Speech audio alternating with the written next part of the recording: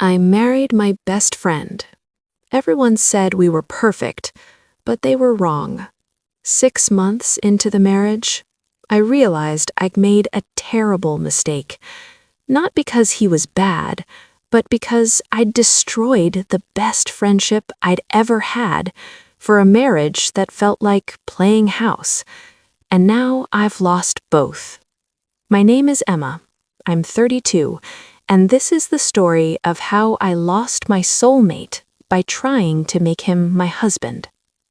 I met Daniel when I was 22, during college orientation week. We were both lost, looking for the student center, and walked in circles for 20 minutes before admitting neither of us knew where we were going. We got coffee instead, and talked for 4 hours. By the end of that day, it felt like I'd known him my entire life.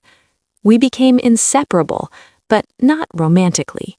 He was my person, my 2 a.m. call when life got hard, my first text in the morning, my partner for every adventure. He dated other girls, I dated other guys. We'd debrief every bad date, every breakup, every disappointment. "I don't get it," he'd say after another failed relationship. "Why is it so easy with you and so hard with everyone else?" I'd laugh. "Because we're friends, Dan. No pressure, no expectations."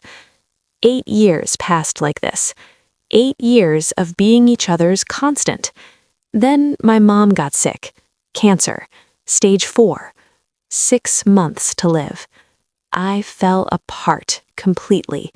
Daniel showed up at my apartment every single day for 3 months, brought food I wouldn't eat, sat with me in silence when I couldn't talk, held me while I cried. The day my mom died, he was the one who answered my phone calls, who dealt with relatives, who made sure I ate something, anything. At the funeral, my aunt pulled me aside. "That young man loves you," she said, nodding toward Daniel. "He's my best friend." Honey, best friends don't look at each other like that. I watched him across the room. He was talking to my cousin, but his eyes kept finding me, checking if I was okay. Maybe my aunt was right.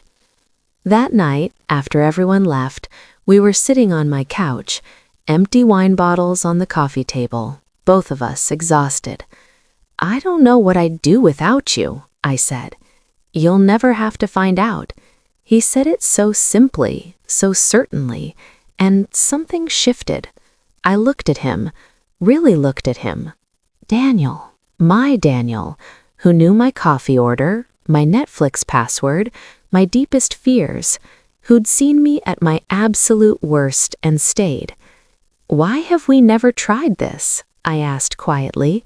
He went very still. "Tried what?" "Us." Long silence. "Because I didn't think you saw me that way," he finally said. "What if I do?" He turned to face me. I've been in love with you for 6 years, but I never said anything because I couldn't lose you. Your friendship means everything to me." My heart was pounding. What if we didn't have to lose the friendship? What if we could have both? What if we can't? What if we can? We kissed that night, soft, careful, testing. It was nice. Not fireworks, not earth-shattering, but nice. "This feels weird," I laughed against his mouth. "Good weird or bad weird?" "I don't know yet." We decided to try, slowly, see what happened. Everyone was thrilled. My dad, "Finally, I've been waiting for this for years." Our friends, "We literally had a bet going on when you two would get together." His mom cried happy tears. "I always knew you were the one for him." The pressure was immediate and intense. Everyone was so invested in us working out. We'd been dating 2 months when his sister asked when we were getting engaged. We just started dating. "But you've known each other forever, why wait?" 6 months in, we got engaged. Not because I was ready, but because it felt like the natural next step everyone was waiting for. Daniel proposed at our favorite coffee shop, the one where we'd gotten lost that first day. It was sweet, thoughtful, very him. I said yes, and immediately felt nothing. Not joy, not excitement, just, okay, I guess this is happening. I told myself it was normal. Not everyone feels overwhelming emotion at proposals. We were practical people. The wedding planning was easy. We agreed on everything. No fights, no drama. "See," everyone said, "you two are perfect together." But something felt off. We'd always been able to talk about anything. Now we couldn't talk about the one thing that mattered.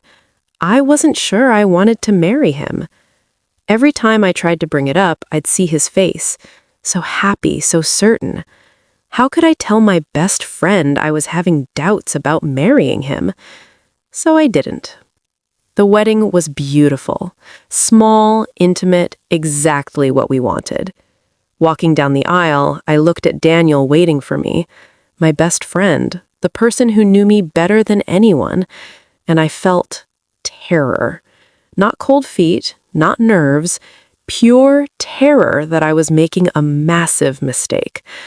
But everyone was watching, smiling, crying happy tears. So I kept walking. We said our vows. His voice cracked when he promised to be my best friend forever. I wanted to scream, "You already were. That's what we're losing." But I didn't. We kissed, everyone cheered, and just like that, I had married my best friend. The honeymoon was when everything became painfully clear. We went to Greece, rented a villa. It should have been romantic. Instead, it was awkward. We didn't know how to be alone together as a married couple. As friends, we could talk for hours about everything, nothing. As spouses, we sat at dinner and had nothing to say. All the easy conversation had evaporated. "How's your food?" he'd ask. "Good. Yours?" "Good." Silence. We'd already talked about work, family, friends. We'd already covered everything in the 8 years before. What was left? The sex was worse. It had always been fine. Not amazing, but fine. Now it felt like a chore, something married people were supposed to do. One night, lying in bed after, both of us staring at the ceiling, Daniel said quietly, "This feels different." "Yeah." "Not good different." "No." More silence. "Are we okay?" he asked. I wanted to say, "No, we're not okay. We made a mistake. Instead, we just need time to adjust." But I didn't believe it. Back home, we fell into a routine. Wake up, coffee, work, dinner, TV, bed. We were roommates who occasionally had obligatory sex. The worst part? We'd stopped talking. Really talking. Before, I would have called him to process my day, my thoughts, my feelings. Now he was always there, but I couldn't talk to him about how I felt about us. 3 months in, I was having drinks with my old college roommate, Sarah. "How's married life?" she asked. I burst into tears. The whole story came pouring out. The doubts, the silence, the feeling that I'd ruined everything. "Em," she said gently, "you don't sound like a wife in love. You sound like someone who misses her best friend." "He's sitting right there at home. I haven't lost him." "Haven't you?" I had. The Daniel who used to call me at random times just to tell me something funny? Gone. The Daniel who knew when I needed space versus when I needed company? Gone. The Daniel who would say, "You're being ridiculous," when I was spiraling? Gone. Now he was careful, polite, like I was fragile, like I was his wife, not his person. I tried to talk to him about it one night. "I feel like we don't talk anymore, like really talk." "We talk every day." Not like we used to." He was quiet. Then, "What do you want me to say, Em? We're married now. It's different." "But I miss how it was before." His face changed. Hurt flashed across it. "You miss being friends more than you like being married." It wasn't a question. I couldn't answer because yes, I did. The breaking point came at 6 months, his birthday. I'd always gone all out for his birthday. Scavenger hunts, surprise parties, elaborate gifts. This year, I got him a watch. Nice, expensive, impersonal. He opened it and smiled. "Thanks, this is great." But his eyes were sad. That night, I found him in our spare room looking at old photos on his laptop. Pictures of us from college, laughing, easy, happy.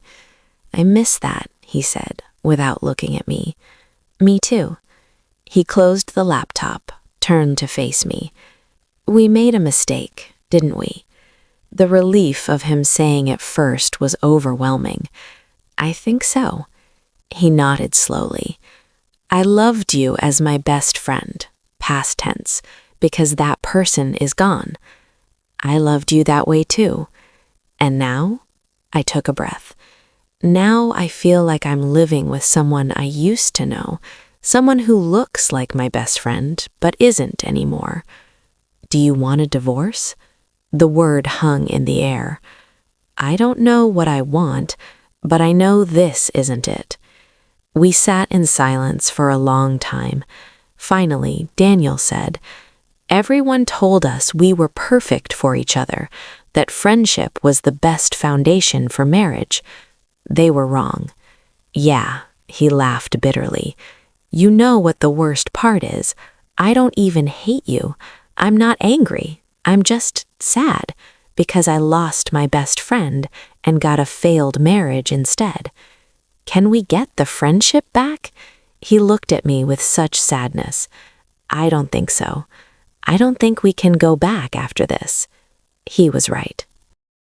We filed for divorce 2 weeks later. Most amicable divorce in history. No fighting over assets, no lawyers. We split everything 50-50 and signed the papers. Done. My family was devastated. His family was heartbroken. "But you were so perfect together. How did this happen? Did someone cheat?" "No, nothing dramatic, nothing explainable. We just weren't right that way." The day the divorce was finalized, Daniel texted me. First text in 3 weeks. "I hope you're okay." I stared at that text for 20 minutes. Before, I would have called him. We would have talked for hours. Now, I typed, "I'm okay. Hope you are too." That was it. That was all that was left. I haven't spoken to him since, not because I'm angry, but because we can't go back to what we were. That friendship died the day we got married. I saw him once, 6 months after the divorce. Coffee shop. He was with someone, a woman I didn't recognize. She was laughing at something he said. He looked happy, really happy. Part of me was relieved. Part of me was devastated, because that should have been us. That easy laughter, that comfort. We had that once, and we destroyed it trying to make it something it wasn't.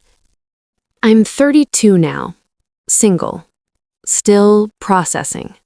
People ask if I regret it. The marriage, the divorce, all of it. I regret that I didn't trust my gut.